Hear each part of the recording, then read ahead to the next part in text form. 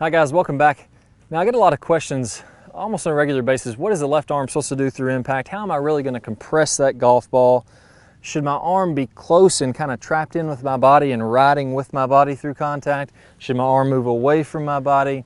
We see these different training aids. Some of them kind of latch your arms in close to your body so you feel like they're working with a unit. Are those correct? What's really going on in your golf swing? Well, to start out, I'll say that, I see a lot of training aids out there, and a lot of them will train a specific piece of the swing. So let's imagine that I'm trying to get in the proper position where I'd be at contact, and they may train about where my left arm should be here or keeping the arms together, but your arm is moving, and I haven't seen any training aids that effectively put your arms in the proper position throughout the entire golf swing. And let me talk about from start to finish what the left arm should be doing, and specifically the upper arm. So if you imagine your shoulder socket here, you can imagine kind of a ball joint up there, and then I have my humerus. This is the bone that runs down from my upper arm and attaches to my elbow. I'm going to really focus in on what this is doing, and I'll talk a little bit about what the wrist is doing as we're coming through contact. So as we're at address, I'm going to set up to this golf ball. I got a little bit of tilt away with my spine, a little bit of forward shaft lean. So basically at address, I'm just letting my arm hang down pretty comfortably and naturally. I may have just a little tiny bit of forward shaft lean because my shoulders are slightly tilted away from the target. But from there, my left upper arm is just hanging pretty naturally. Now as I go to the top of the swing, I'm going to be rotating and lifting my arm and club up on the plane. So if we're looking at it from this direction, my left upper arm goes here and gets the club up on the plane. Well, there's two things that are happening there. If I get rid of all the rotation, that looks something like this. Here's my address. I'm going to kind of sit like I would be standing straight up and down. Here's me coming to the top of the golf swing. So two things are happening. One, my arm is moving up vertically, and it's moving across my chest slightly. So you'll start to see how it's going up and out. The second thing is I have to get rotation of the upper arm. So my humerus is actually turning, kind of like turning a screw. My upper arm is rotating a bit out. And look how my hand starts to rotate that direction as this happens. That's going to get my elbow pointing more out away from my body rather than where it was at address, which is more kind of to the side. So I'm getting that rotation. If you watch that again, you can start to see that my arm is moving up and across my body and rotating at the same time. That rotation takes the club and sets it on the plane, so I have a nice on-plane golf swing as I go to the top. That's what's happening in the backswing.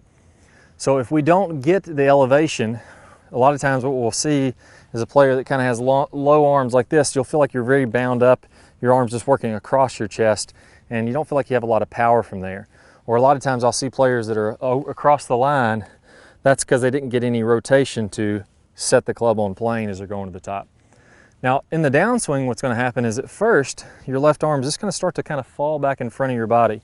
So here it falls down the first part of the swing. That's me going like this and just kind of letting it work back down to where it was originally.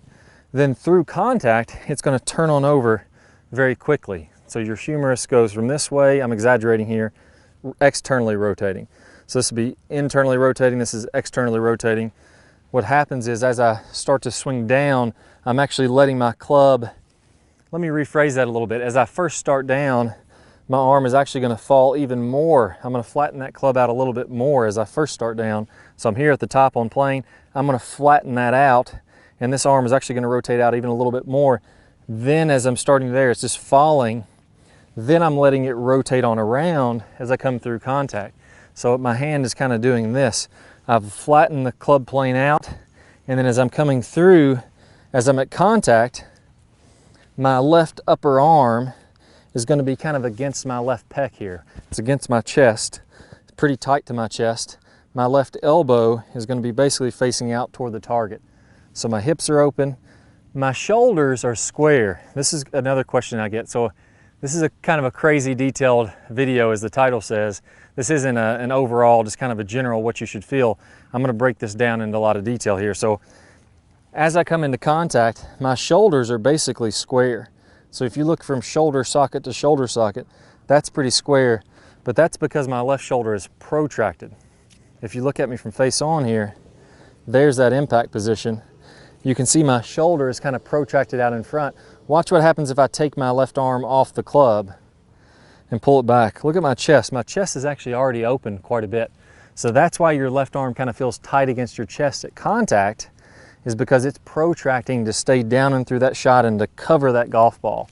This is when your wrist, as you start down, it starts to rotate, gets a bowing action, and then bam, it's compressing. It's covering that golf ball, as a lot of people call this. And then from here, this is a great question. A lot of people try to hold that and move everything on through as one unit. That's not how it happens. My body's actually decelerating, then my arms fly away from my body to release that golf club. And as I come all the way on around, look how my left elbow is all the way back.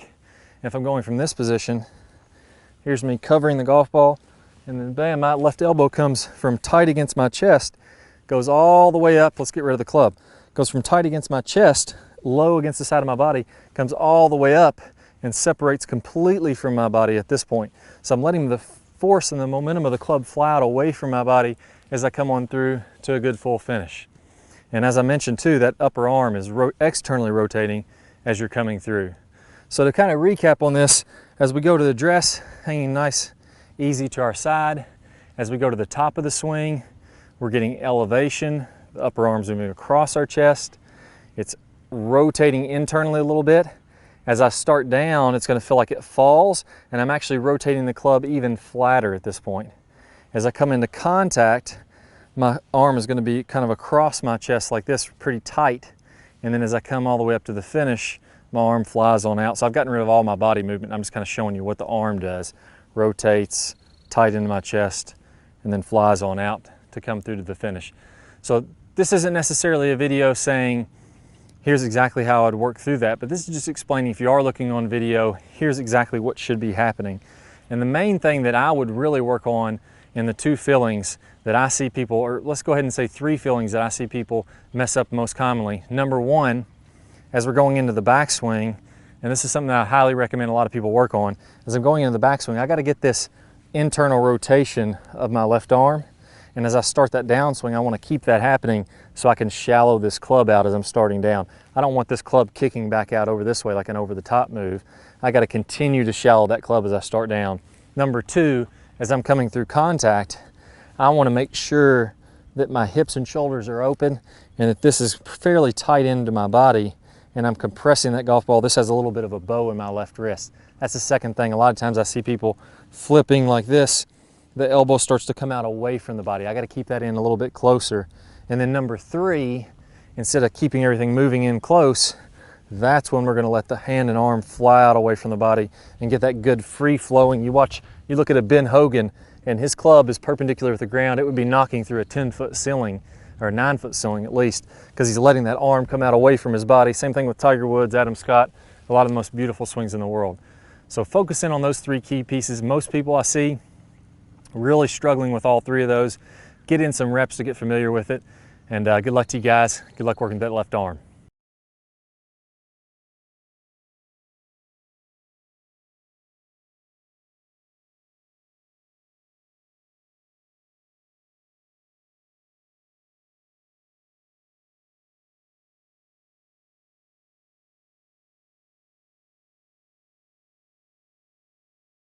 Hi guys, I hope y'all really enjoyed this video. If you did, I got a great bonus for you. I'm going to play a preview from one of my #1 lag videos. Are you struggling to get a lot of lag in the downswing? We know how important that is. We got to get lag. We got to release that lag to really let that club whip through contact. I'm going to play a preview from one of the best lag drills out there that I have. I'm going to show you how players like Rory McIlroy, Tiger Woods, Adam Scott all use this in their own swing. It's going to help you to hit it a lot farther, pick up some great speed. If you want to watch that video, go ahead and click the link that pops up on your screen. If you're on a mobile device, a phone, a tablet, go ahead and click the iCard, which is going to allow you to get instant access to that. If you guys have any questions, post them in the comments below. Click that thumbs up button, that really helps us out. And be sure to subscribe, that way you'll see our latest videos. Good luck, and I'll see you in the lag video. Hi guys, and welcome back. I'm Clay Ballard, and in today's video, we're going to talk about one of the absolute worst drills for creating lag. It's a very common drill that I see. And in this drill, what we're going to do is we're going to set the wrist very early to create an angle of lag, and then we're going to try to hold this throughout the swing.